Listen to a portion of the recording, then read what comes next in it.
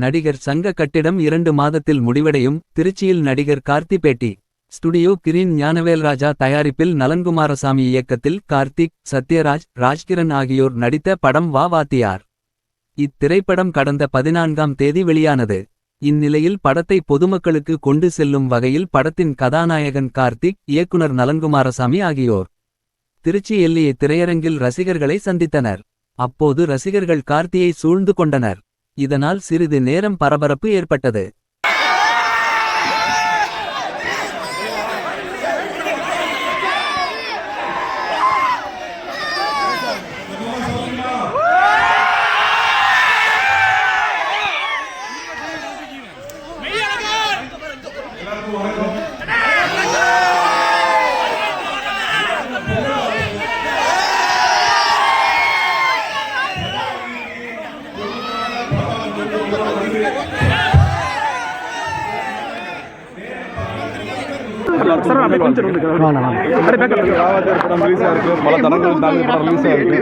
ரொம்ப வித்தியாசமான ஒரு கதை.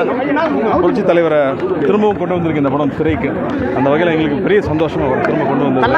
அண்ட் படம் ரொம்ப வித்தியாசமான படம். அது ரொம்ப அழகாக என்ஜாய் பண்ணிட்டு இருக்காங்க. குடும்பத்தோடு வந்திருக்காங்கன்றது ரொம்ப சந்தோஷம். நலன்குமாரசாமி திருச்சிக்காரர். ஸோ அவரை கூட சேர்ந்து இங்கே வந்து மக்களை பார்த்து சந்திச்சது, அவங்களுக்கு வாழ்த்து சொன்னது ரொம்ப ரொம்ப சந்தோஷம். ரொம்ப வருஷத்துக்கு அப்புறம் திருச்சிக்கு ரிலீஸ் பண்ணிருக்கேன்னு நினைக்கிறேன். அந்த வகையில் ரொம்ப சந்தோஷம். எல்லாருக்கும் பொங்கல் வாழ்த்துக்கள். நன்றி.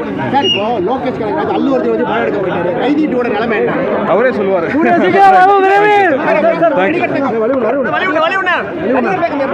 இன்னொரு 2 months முடிஞ்சிடும். வணக்கம், நான் நலன்குமாரசாமி, வா வாத்தியார் படத்தோட டேரக்டர். திருச்சி தான் பிறந்து வளர்ந்தது. ஸோ இங்கே வந்திருக்கேன் படம் பார்க்க. கார்த்தி சாரோட வந்தோம். இது ஒரு நல்ல மசாலாவான என்டர்டெய்னர். எல்லா படத்துலையும் தான் கதை காம்ப்ளெக்ஸான கதைகள் பார்க்குறீங்க, சீரியஸான கதைகள் பார்க்குறீங்க.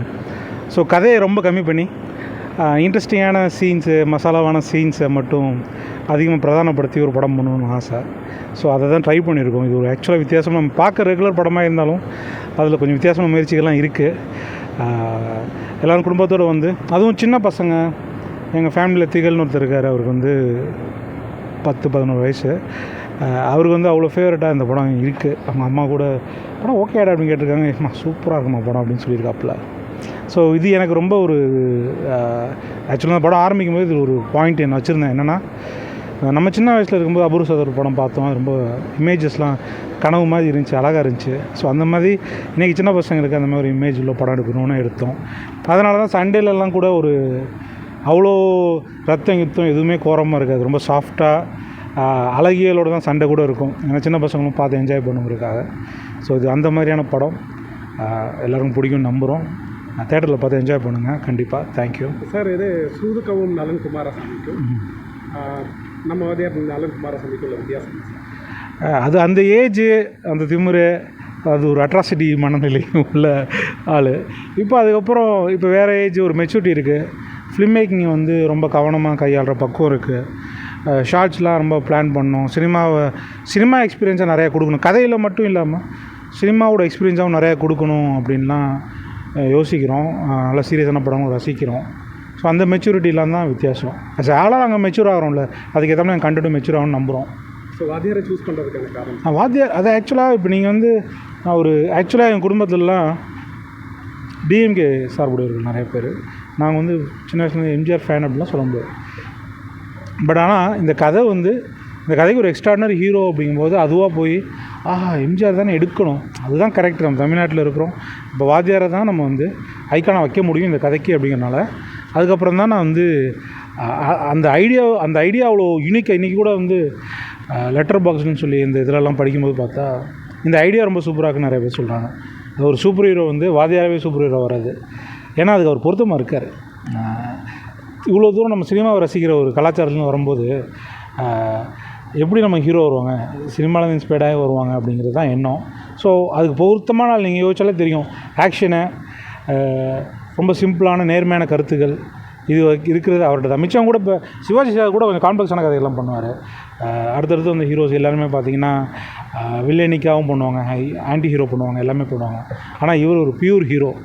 ஸோ ஒரு பியூர் ஹீரோ தான் இந்த கதைக்கு தேவைப்பட்டாங்க. அந்த இமேஜ் தான் தேவைப்பட்டுச்சு. அவரோட ரசிகர்கள் அவங்க மேலே வச்சிருந்த அன்பும் தேவைப்பட்டுச்சு. அப்போ தான் இந்த கதை உருவாக்க முடியும். ஸோ இதெல்லாம் சேர்ந்து தான் வாத்தியாரை சூஸ் பண்ணதுக்கான காரணம். ஆனால் அவர் மேலே ஆரம்பத்தில் வந்து ஒரு கதைக்கான ஐடியா தான் நான் அவரை பார்த்தேனே தவிர போக போக தான் அவர் மேலே அபிமானம் கூடிச்சு எனக்கு. நிறைய பேர் அவரை பற்றி என்கிட்ட சொல்கிற கதைகளும் எல்லாம் அது எனக்கு பர்சனலாக ரொம்ப பிடிச்சிருச்சுன்னு வச்சுங்களேன். பட் ஆனால் அந்த கதையில் நான் பிரதிபலிச்சிருக்கிறது என்னென்னா, அவர் பர்சனலாக அவர் நல்லவர் கெட்டவர் இல்லைனா அவர் பொலிட்டிக்கலாக அவருக்கு எதிர்ப்புறம் இருக்காங்க எல்லா சைடும் இருக்காங்க, அதெல்லாம் அதுக்குள்ளெல்லாம் போகல. மெயினாக நான் பார்த்துருக்க வந்து சினிமாவில் அவர் காட்டின இமேஜ் இருக்குல்ல, அது ரொம்ப கிளாசிக்கலான இமேஜ்.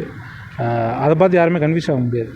இப்போ இந்த ப்ரொடியூசரோட அப்பா ஞானவேல் சாரோட அப்பா அவரே என்ன சொன்னான்னா, அவர் சின்ன வயசுலேருந்து குடிக்காமல் இருந்ததுக்கும் இந்த கெட்ட பழக்கம் பண்ணாமல் இருந்தது காரணம் வந்து வாத்தியாரோட படம். ஏன்னா வாத்தியாரோட ஹார்ட்கோர் ரசிகர், அதுதான் காரணம். ஸோ இந்த வகையில் ஒரு ஹீரோ தன் மேலே அபிமானம் உள்ள ரசிகர்களுக்கு இன்ஃப்ளூயன்ஸ் பண்ணுறாருல எக்ஸ்ட்ரானரி நல்ல விதத்தில். ஸோ அதை மட்டும்தான் நான் இந்த படத்தில் கான்செப்டாக எடுத்துக்கிட்டேன்.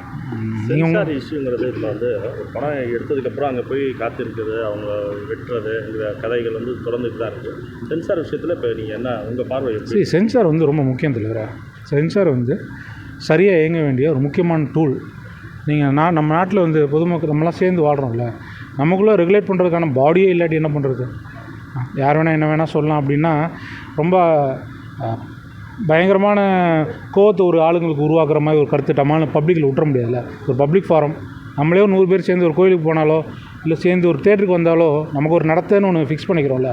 அது மாதிரி சினிமா எடுக்கிறவங்களுக்கு சென்சார் வந்து 100% ஒரு எசென்ஷியலான டூலு.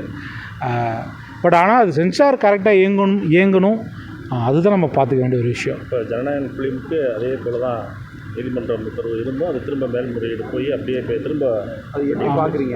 அது அவர் பொலிட்டிக்கலாக இருக்கும்னு நினைக்கிறீங்களா? இல்லை அது நான் யூஸ்வலாக பாலிட்டிக்ஸுக்குள்ளே முழுமையாக உள்ளே இறங்கிறது இல்லைண்ணா. ஏன்னா அதை பற்றி கருத்து சொல்லணும்னா இன்னும் கொஞ்சம் ஆழமான கணிப்பு வேணும். நான் வந்து கான்சியஸாகவே பாலிட்டிக்ஸை வந்து அவாய்ட் பண்ணுறேன். ஸோ அதனால் அதை பற்றி கருத்து சொல்ல இருந்தேன். ஸ்க்ரீன் பிளே பராசக்தி லேட்டஸ்ட்டு வாத்தியார், இது எப்படி இந்த காம்படிஷன் எப்படி பார்க்குறீங்க?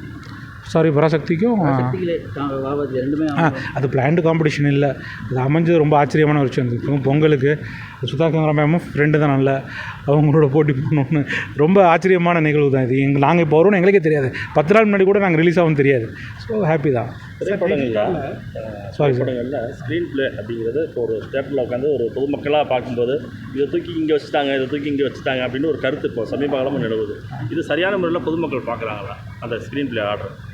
இல்லை, சரியான முறையில்னு சொல்கிறதோட பொதுமக்கள் வந்து கிளாசிக்கலான முறை மட்டும் தான் பார்க்குறாங்க. அவங்களுக்கு வந்து சினிமாங்கிறது வந்து இது கிடையாது, தொழிலோ அதில் ஆர்வம். இப்போ நாங்கள் வந்து சில பேர்லாம் அந்த காலத்துலலாம் பார்த்திங்கன்னா ஆர்ட்டெல்லாம் ரொம்ப டீப்பாக ரசிப்பாங்க மக்களே. அது ரொம்ப அதை பற்றி விவாதிச்சுக்கிட்டு எல்லாம் பண்ணிகிட்டு இருப்பாங்க. பட் ஆனால் சினிமா வந்து அவங்களுக்கு அவங்க தொழில் அவங்க வாழ்க்கை பல பிரச்சனைகள் இருக்கிறதுனால கிளாசிக்கலாக ஒரு சினிமா எதிர்பார்க்குறாங்க.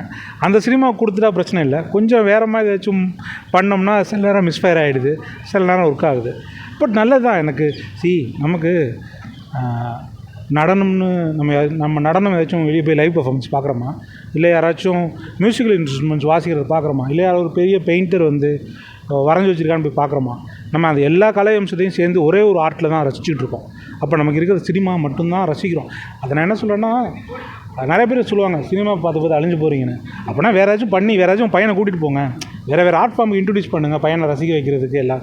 அப்படி இல்லாத பட்சத்தில் சினிமா இன்னும் தரமாக உயர வேண்டியது பொறுப்பு. இப்போ சினிமா கரெக்டாக எடுக்கிறாங்களா, நிறைய லிட்ரேச்சர் படிக்கலாம்.